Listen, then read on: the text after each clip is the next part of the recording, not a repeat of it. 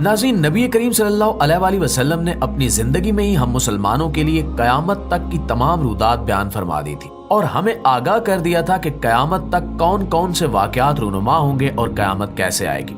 आज जिन बातों की तस्दीक साइंस कर रही है वो आज से 1500 साल कबल जुबान रिसालत मुआब सल्लल्लाहु अलैहि वसल्लम बयान कर चुकी है। बहुत सारे मुल्हदीन ये एतराज करते हैं कि अगर कुरान में ये सब कुछ मौजूद था तो लोगों को पहले मालूम क्यों नहीं हुआ।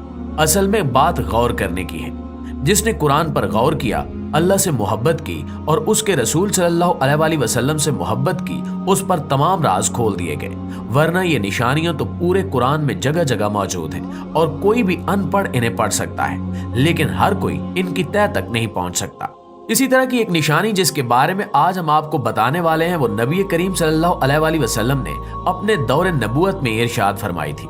कयामत की निशानी जिसे अल्लाह के हुक्म से नबी करीम सल्लल्लाहु अलैहि वसल्लम ने 1400 साल पहले अरब के सहराओं में बयान किया, उसे आज की साइंस दुरुस्त करार दे रही है और हमें बता रही है कि यह सब कुछ कैसे रूनुमा होगा।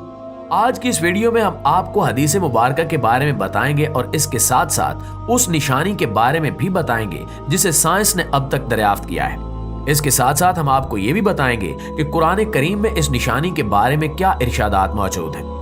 इन तमाम निशानियों के बारे में मुकम्मल तौर पर समझने और जानने के लिए इस वीडियो को आखिर तक जरूर देखिएगा। तो प्यारे साथियों, नबी करीम सल्लल्लाहु अलैहि वसल्लम ने इरशाद फरमाया कि जब कयामत नजदीक आएगी और लोगों पे कयामत नाजिल कर दी जाएगी तो मैदान हशर में सूरज लोगों से महज 1 मील के फासले पर होगा। एक दूसरी रिवायत में इस फासले को 4000 हाथों के फासले के बराबर करार दिया गया है। पहली रिवायत सैयदना मकद रजी अल्लाह ताला अन्हु से मरवी है, जबकि दूसरी रिवायत सही मुस्लिम में मौजूद है।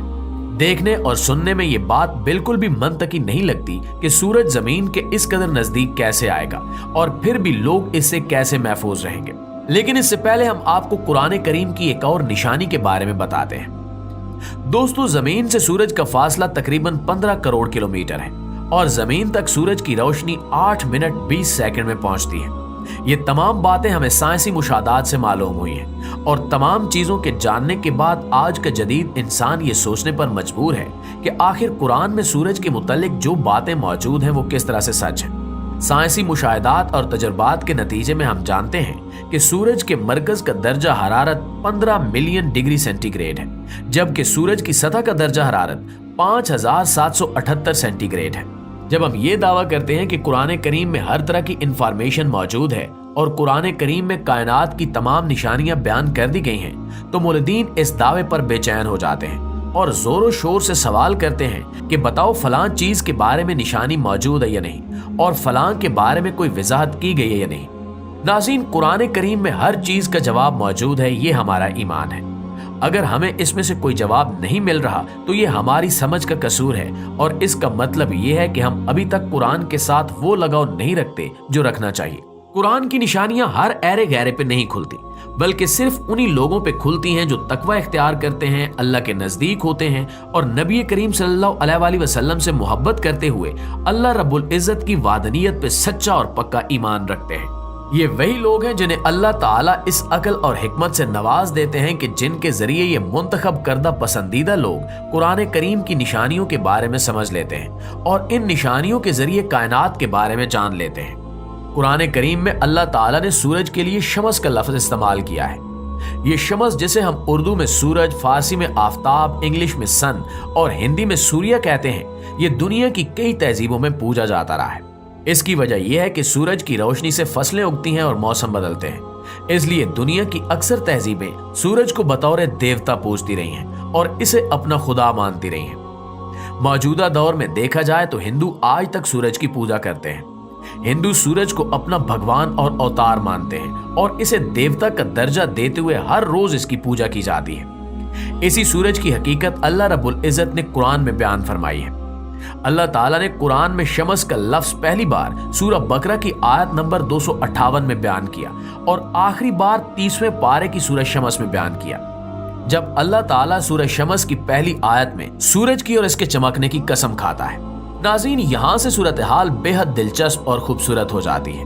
अगर हम सूरह बकरा की आयत नंबर 258 से लेकर तीसरे पारे की सूरह शमस की पहली आयत तक गौर करें तो इन दो आयतों के दरमियान पूरी 5778 आयत का फासला है।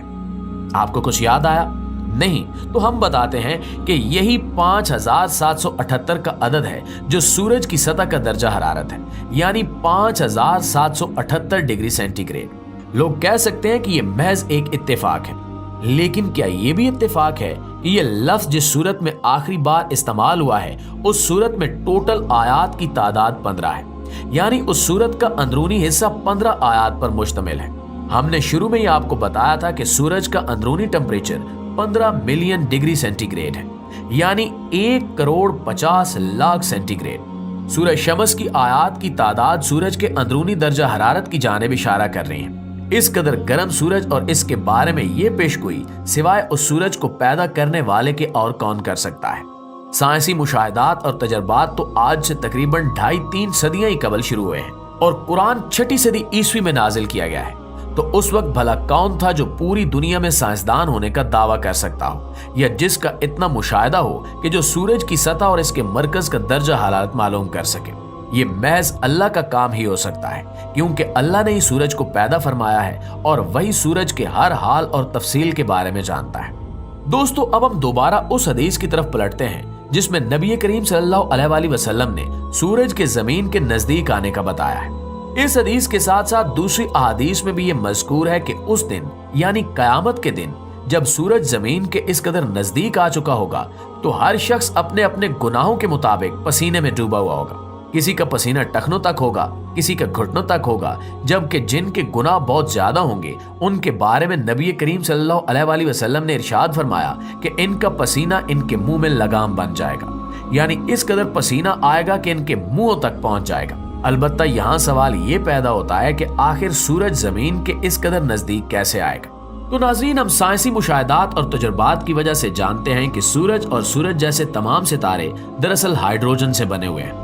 यही हाइड्रोजन सूरज और तमाम सितारों के मरकज में जलती है और इसके एटम्स मिलकर हीलियम बनाते हैं, यानी हाइड्रोजन सूरज का ईंधन है जिसे जलाकर सूरज फ्यून के अमल के जरिए हरारत पैदा कर रहा है। जब ये ईंधन यानी हाइड्रोजन खत्म हो जाती है तो सूरज जैसी कैटेगरी के सितारे फूलने लगते हैं। जब इनके अंदर जलने के लायक कुछ और नहीं बचता तो इनके अंदर मौजूद एनर्जी इनकी ग्रेविटी पर काबू पा लेती है और इन्हें बाहर की तरफ फैलाने लगती है। इस दौरान सितारों की तहों में बची कुची हाइड्रोजन इस्तेमाल हो रही होती है। सूरज के बारे में भी साइंसदानों का यही अंदाजा है कि ये भी अपनी कैटेगरी के बाकी सितारों की तरह हाइड्रोजन के खत्म होने पे फूलना शुरू करेगा और बढ़ते बढ़ते इसका साइज इस कदर बड़ा हो जाएगा कि ये जमीन के मदार तक आ पहुंचेगा। इतने बड़े सितारे को जो आखिरी दमों पर हो, मरने वाला हो और वो अपना ईंधन खत्म होने पे यूं फूले तो उसे सुपर रेड जायंट कहा जाता है। सुपर रेड जायंट सितारे अपने साइज में बेहद बड़े लेकिन हरारत में काफी कम होते हैं। अलबत्ता इनकी हरारत और गर्मी फिर भी कई हजार डिग्री सेंटीग्रेड तक होती है। अब आप अंदाजा कर सकते हैं कि जब अतारत और ज़ौरा को निगलते हुए सूरज जमीन तक पहुंचेगा तो उस वक्त जमीन का क्या हाल होगा। अब हम समझ सकते हैं कि कयामत की जो मंजर कशी की गई है वो किस तरह से दुरुस्त साबित होगी। जी दोस्तों, तो आपने देखी आज ये बहुत ही खूबसूरत सी वीडियो। उम्मीद करते हैं कि आपके इल्म में इजाफा हुआ होगा और आपको पसंद आई होगी। और सब्सक्राइब करना ना भूलें। मिलते हैं नेक्स्ट वीडियो में, तब तक मुझे इजाज़त दीजिए। अल्लाह हाफिज़।